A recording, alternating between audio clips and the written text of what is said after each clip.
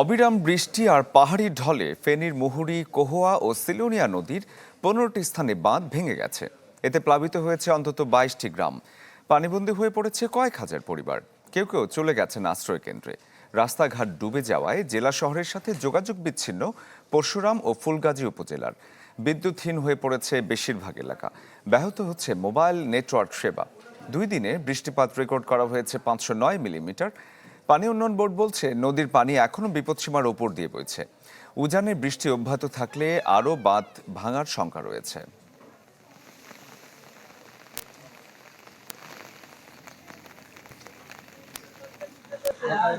এখনো কোনো সহযোগিতা পাই নাই, খানা দানা এখনো স্যার কোনো কিছু নাই, খাইতে পারি নাই। গরু ছাগল নিয়ে, হাঁস মুরগি নিয়ে, বাচ্চা কাচ্চা নিয়ে থাকতে পারি না, পানিতে ভাসিয়ে যাইয়ে।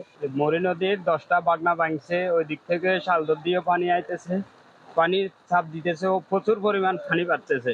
কাজ করলে তো আমাদের আর এই দুর্দশা হতো না। যখন আমরা দেখি বাংলাদেশে বড় বড় ব্রিজ গুলা করে, কোটি কোটি টাকা ব্যয় করে ব্রিজ করে, 2 বছরের মধ্যে ব্রিজ কমপ্লিট হয়ে যায়।